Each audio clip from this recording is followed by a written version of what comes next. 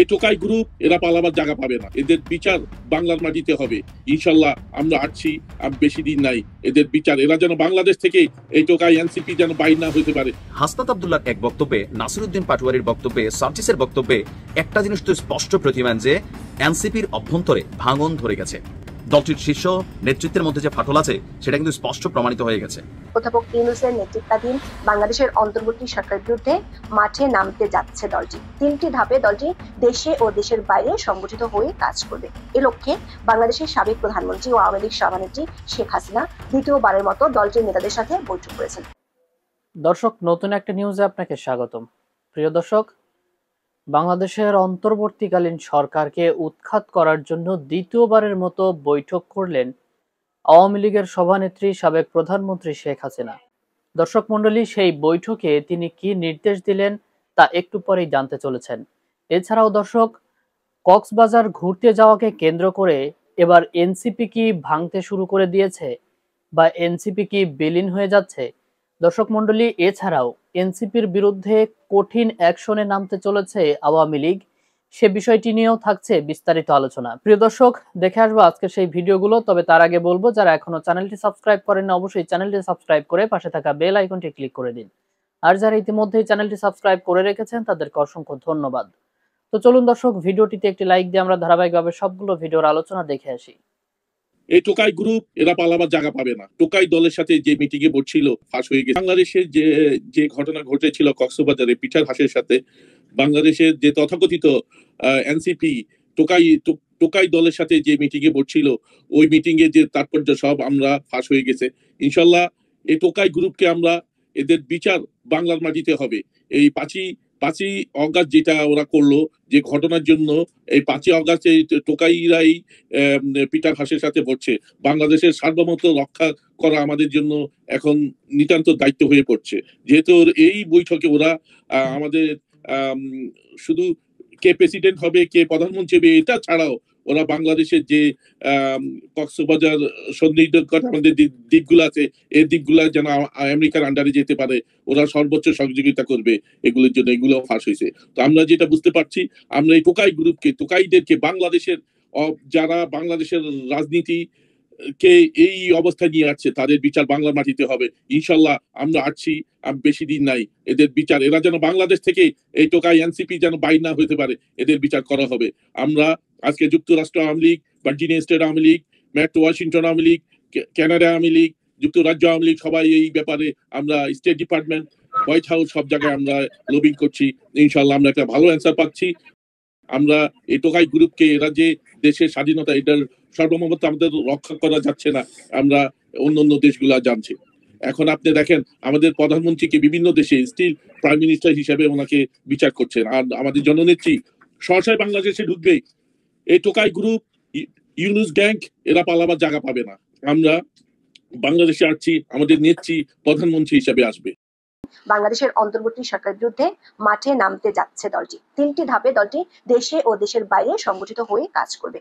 প্রথম ধাপের অংশ হিসেবে চলতি অগস্ট মাস থেকে আন্দোলনে নামার জন্য তৃণমূলকে সংগঠিত করার দায়িত্ব পেয়েছে দলটির শীর্ষস্থানীয় নেতারা। এ লক্ষ্যে বাংলাদেশের সাবেক প্রধানমন্ত্রী ও আওয়ামী লীগ সভানেত্রী শেখ হাসিনা দ্বিতীয়বারের মতো দলটির নেতাদের সাথে বৈঠক করেছেন। 7ই অগস্ট বিকেলে দলের 6 নেতার সাথে দিল্লিতে নিজ বাংলোতে এই বৈঠক অনুষ্ঠিত হয়েছে। এর আগে গত 31শে জুলাই শেখ হাসিনা প্রথমবারের মতো দলটির 6 শীর্ষ নেতার সাথে বৈঠক করেছিলেন। প্রথম দফায় বৈঠকে অংশ নেওয়া 6 শীর্ষ নেতা 6ই আগস্ট কলকাতায় অবস্থানকারী আওয়ামী লীগ ও অঙ্গ সংগঠনের নেতাদের সাথে বৈঠক করেছেন।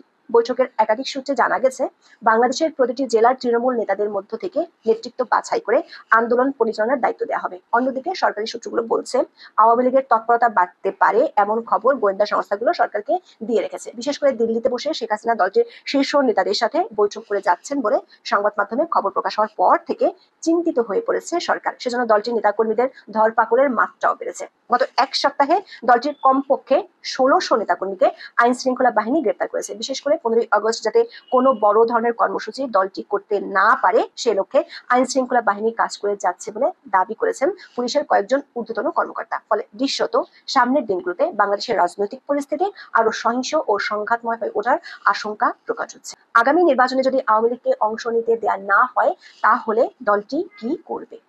এর মধ্যে গণমাধ্যমের খবর হলো গত 31শে জুলাই শেখ হাসিনা দলের 6 শীর্ষ নেতাকে দিল্লিতে ডেকে পাঠিয়েছিলেন। এই 6 জনই বর্তমানে ভারতে আছেন। তাদের সাথে ওই দিন 4.5 ঘন্টা বৈঠকের পর বেশ কিছু নির্দেশনা দিয়েছেন।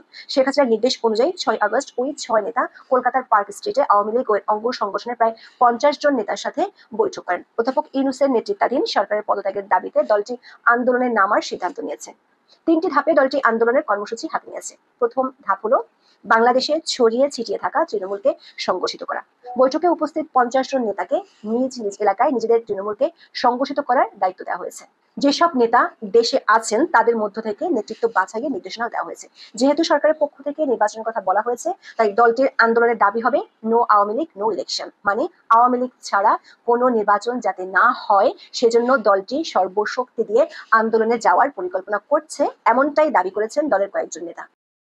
অবশ্য দলটির এখন যে অবস্থা তাতে দলটি আদৌ সংগঠিত হয়ে আন্দোলন করতে পারবে কিনা এমন প্রশ্ন উঠতে পারে। দলটির নেতারা বলছেন দলের 6 সিনিয়র নেতার সাথে শেখ হাসিনার বৈঠকে এই বিষয়টি নিয়ে আলোচনা হয়েছে। সেজন্য কমপক্ষে 3 স্তরে নেতৃত্ব বাছাইয়ের কথা বলা হয়েছে, যাতে আইন শৃঙ্খলা বাহিনী গ্রেপ্তার করলেও সাংগঠনিক তৎপরতা দমে না যায়। এদিকে 7 আগস্ট দ্বিতীয় দফায় শেখ হাসিনা দিল্লিতে তার বাংলোতে আওয়ামী লীগের আরো 6 নেতাকে বৈঠক করতে দেখেছেন। এই 6 নেতা হলেন সাবেক শিক্ষামন্ত্রী ব্যারিস্টার মহিবুল হাসান চৌধুরী নওফেল, সাবেক সংসদ সদস্য আলাউদ্দিন নাসিম, ইলিয়াস মোল্লা, নাইম রাজ্জাক এবং ডক্টর সেলিম মাহমুদ। আগের বৈঠকের মতোই এই বৈঠকে সাবেক প্রধানমন্ত্রী শেখ হাসিনা এই 6 নেতাকেও বর্তমান পরিস্থিতিতে করণীয় সম্পর্কে বেশ কিছু নির্দেশনা দিয়েছেন। এই বৈঠকে দেশের প্রতিটি বিভাগে দেশের অবস্থানকারীদের মধ্য থেকে যোগ্যদের নেতৃত্ব দেওয়ার বিষয় নিয়ে আলোচনা হয়েছে। বিবিসি বাংলার এক খবরে বলা হয়েছে, আওয়ামী লীগ গত বছর আগস্টে সরকারের পতনের ঘটনাকে ষড়যন্ত্র তত্ত্ব হিসেবে প্রতিষ্ঠার কৌশল নিয়ে ঘুরে দাঁড়াতে চাইছে। দলটির বক্তব্য হচ্ছে, দেশি বিদেশি ষড়যন্ত্রে শেখ হাসিনা সরকারকে উৎখাত করা হয়েছে। গত 1 বছরে দলটির বেশিরভাগ নেতাকর্মীর যোগাযোগ মূলত অনলাইনে, বিশেষ করে টেলিগ্রাম চ্যানেলে। ফলে দলটির নেতাকর্মীদের মধ্যে আস্থার সংকট দেখা দিয়েছে। দলের অনেকেই মনে করেন 76 বছরের আওয়ামী লীগ এবার সবচেয়ে বেশি সংকটে পড়েছে। দলের নেতাকর্মীদের চাঙ্গা করতে তৃণমূলের যোগাযোগ বাড়ানোর পাশাপাশি আন্তর্জাতিক ক্ষেত্রে যোগাযোগ বাড়াচ্ছে দলটি। দলটির পক্ষ থেকে আন্তর্জাতিক সংস্থা ও দেশগুলোর কাছে বার্তা পৌঁছে দিতে চায় যে গত বছরের জুলাই আগস্টে দলটির বিরুদ্ধে দেশি বিদেশি ষড়যন্ত্র হয়েছিল। এজন্য শেখ হাসিনা দলের কয়েকজন সিনিয়র নেতাকে দায়িত্ব দিয়েছেন। তৃতীয় ধাপে দলের নেতা কর্মীদের চাঙ্গা করতে শিগগিরই শেখ হাসিনা ভিডিও বার্তা দিতে পারেন বলে দাবি করেছেন দলটির কয়েকজন নেতা। অন্যদিকে সরকারি সূত্রগুলো বলছে, আওয়ামী লীগের তৎপরতা ঠেকানোর জন্য সরকারও বেশ সক্রিয়। 6 আগস্ট দৈনিক প্রথম আলোতে আইন উপদেষ্টা আসিফ নজরুলের সাক্ষাৎকার প্রকাশিত হয়। সেই সাক্ষাৎকারে তিনি কেন আওয়ামী লীগকে নিষিদ্ধ করা হয়েছে তার ব্যাখ্যা দিয়েছেন। তিনি বলেছেন, তার সরকারের সত্যি সত্যি আশঙ্কা আছে আওয়ামী লীগ নির্বাচন তো দূরের কথা, রাজনৈতিক মাঠে সক্রিয় থাকলে দেশে কোনো দিন নির্বাচন করা যাবে না, দেশ পরিচালনা করাই যাবে না। তিনি দাবি করেন, ইন্টেলিজেন্স রিপোর্ট আছে যে সরকারের বিরুদ্ধে আনসারের বিক্ষোভ সহ বিভিন্ন বিক্ষোভে আওয়ামী লীগের ইন্ধন ছিল। বেশ কিছু ক্রেডিবল এভিডেন্স বা বিশ্বাসযোগ্য প্রমাণ আছে। পুলিশের একাধিক সূত্র বলছে, ডেভিল হান্ট ও চিরুনি অভিযানে 2 দফায় আওয়ামী লীগের প্রায় 10,000 নেতাকর্মীকে গ্রেপ্তার করা হয়েছিল। মনে করা হয়েছিল দলটির শক্তি কমে গেছে, কিন্তু এনসিপির গোপালগঞ্জে সমাবেশকে ঘিরে দলটির শক্তি সম্পর্কে সরকারের নতুন ধারণা হয়েছে। গোপালগঞ্জে আইন শৃঙ্খলা বাহিনীর গুলিতে মানুষ মারা যাওয়া, অসংখ্য লোককে গ্রেপ্তার পর সরকার সমালোচনার শিকার হয়েছে। সেখানে 13টি মামলায় 15,000-এর বেশি আসামি করে গ্রেপ্তার অভিযান চালানো হয়েছে। গোপালগঞ্জে মোটামুটি ক্র্যাকডাউন চললেও গোয়েন্দার তথ্য হলো দক্ষিণবঙ্গের বেশ কয়েকটি জেলায় আওয়ামী লীগের এখনো শক্ত অবস্থান আছে। এমনকি ঢাকাতে দলটির কয়েকটি মিটিং এর খবর গোয়েন্দারা পেয়েছে। এরপর থেকে গোয়েন্দা তথ্যের ভিত্তিতে সারা দেশে আওয়ামী লীগ ও এর অঙ্গ সংগঠনগুলোর নেতাকর্মীদের গ্রেপ্তার চলছে। পুলিশ সদর দপ্তরের তথ্য অনুযায়ী আগস্ট মাসের প্রথম 5 দিনে সারা দেশে চলমান বিশেষ অভিযানে আওয়ামী লীগের 1593 নেতাকর্মীকে গ্রেপ্তার করেছে পুলিশ। 15 আগস্টকে সামনে রেখে আওয়ামী লীগ যাতে কোনো অনুষ্ঠান বা তৎপরতা চালাতে না পারে সেজন্য গ্রেপ্তার অভিযান চালিয়ে যাবে পুলিশ। আওয়ামী লীগের একটি সূত্র বলছে, দলের তৃণমূলের তৎপরতা বাড়ানোর পর আওয়ামী লীগ তার নির্বাচনী মিত্র মানে 14 দলকেও মাঠে নামার অনুরোধ করবে। লক্ষ্য হবে এই দলগুলোকে ছাড়া যাতে দেশে কোনো নির্বাচন না হয়। খুবই চাঞ্চল্যকর কিছু তথ্য আজকের এই ভিডিওতে থাকছে। আর আমরা যারা অবজারভেশন করি, বিশ্লেষণ করি, সো বিশ্লেষণ কারো কাছে পছন্দ হতে পারে, নাও হতে পারে, বাট আমরা মোটামুটি একটু যোগফলটা একটা লাইনে আনার চেষ্টা করবো যে কিভাবে 2-2 4-এর অনেকটা মিল হয়ে যাচ্ছে। এনসিপি যখন আত্মপ্রকাশ করে তখনই দলটির শীর্ষ পদে কারা থাকবেন এ নিয়ে নিজেদের মধ্যে দীর্ঘ একটা লড়াই সংগ্রাম চলেছিল। তারপর সেই কমিটির আত্মপ্রকাশ ঘটল। আর এখন আজকে হাসনাত আব্দুল্লাহর এক বক্তব্যে, নাসিরউদ্দিন পাটোয়ারির বক্তব্যে, সার্জিসের বক্তব্যে একটা জিনিস তো স্পষ্ট প্রতিমান যে এনসিপির অভ্যন্তরে ভাঙন ধরে গেছে, দলটার মধ্যে ফাটল ধরে গেছে। কারণ এনসিপি আপনার যাদেরকে দিয়ে আমরা চিনি, নাহিদের পরে বা আসিফের পরে হাসনাত আব্দুল্লাহ, সার্জিস, নাসিরউদ্দিন পাটোয়ারি, তাসনিম যারা, এই যে মুখগুলা, আপনি যদি এরকম 2-4-10টা মুখ বাদ দেন তাহলে এনসিপি নামক দলটাই থাকে না।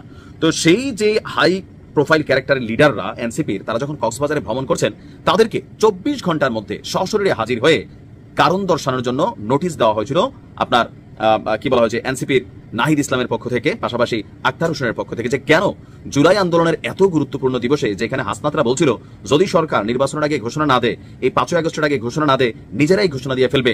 তো সেই হাসনাত সার্জিসরা কেন আপনার এই আন্দোলনের সময় মাঠে এই দিবসটাতে মাঠে উপস্থিত ছিল না? এখন দেখেন পাল্টা কি বক্তব্য আসছে। নাসিরউদ্দিন পাটোয়ারির বক্তব্যটা একটা মস্করা ফিল হয়েছে আমার কাছে। কেন ফিল হয়েছে? সাগর পারে বৈশা দেশ, জাতি, ভবিষ্যৎ, রাজনীতি নিয়ে একটু চিন্তা করতে চাইছে। 5ই আগস্ট দুপুর 11টা 11:30 দিকে তারা কক্সবাজার গেল। এখন এই দিন তাদের দেশ, জাতি, রাজনীতি নিয়ে চিন্তা করতে হবে। আবার হাসনাতের একটা বক্তব্য আছে, এটা নাকি নীরব প্রতিবাদ। তো নীরব প্রতিবাদটা আসলে কি নিয়ে, কার সাথে? সরকারের সাথে নাকি খোদ দলের সাথে? আবার হাসনাত বলছেন যে দলের উচিত ছিল আমাদের পাশে দাঁড়ানো। কি নিয়ে পাশে দাঁড়ানো? তোমরা কি দলীয় কোনো প্রোগ্রামে গেছো, অথবা গুরুত্বপূর্ণ কোনো অ্যাক্টিভিটিস ছিল কক্সবাজারে? তোমরা ঘুরে বেড়াচ্ছ, দামি দামি বিলাসবহুল হোটেলগুলোতে উঠছো, নিজেদের টাকা দিয়ে উঠছো। তো হাসনাত বলছেন অনেকটা ক্ষিপ্ত হইয়া দলের প্রতি, মানে নাহিদদের প্রতি, যে দলের উচিত ছিল গোয়েন্দা সংস্থা এবং অসৎ মিডিয়ার বিরুদ্ধে দৃঢ় ব্যবস্থা নেওয়া। তার পরিবর্তে এমন ভাষায় আমাদের বিরুদ্ধে শোকজ প্রকাশ করেছে যা মিথ্যা অভিযোগ এবং ষড়যন্ত্রকে উস্কে দিয়েছে। কক্সবাজার কাণ্ডে শোকজ নোটিশের জবাবে যথেষ্ট ক্ষিপ্ত হয়ে হাসনাত আব্দুল্লাহ তার ফেসবুকে এই স্টেটাসটা দিয়েছে। এরপরে আমরা যদি দেখি, নাসিরউদ্দিন পাটোয়ারি বলছেন যে ঘুরতে যাওয়া কোনো অপরাধ নয়। আমরাও কখনো বলি নাই যে ঘুরতে যাওয়া আসলে কোনো অপরাধ।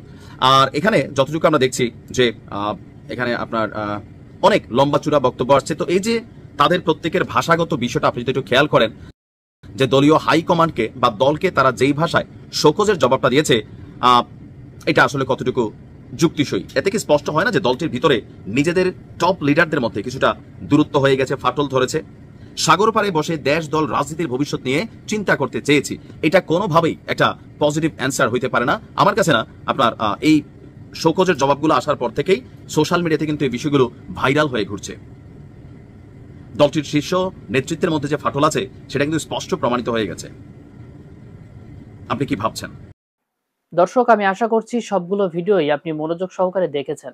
প্রিয় দর্শক, যেমনটা দেখছিলেন বিশ্লেষকের ভিডিওগুলো, দর্শক মণ্ডলী, আপনার কি মনে হয় এই এনসিপি কি আদৌ শেষ পর্যন্ত টিকে থাকতে পারবে, নাকি এনসিপি ভেঙে যাবে অথবা বিলীন হয়ে যাবে? দর্শক মণ্ডলী, আপনার মূল্যবান মতামতটি কমেন্ট করে জানিয়ে দিন। প্রিয় দর্শক, এটি ছিল আজকের নিউজ। ফিরছি আগামী ভিডিওতে নতুন কোনো টপিক নিয়ে। আল্লাহ হাফেজ।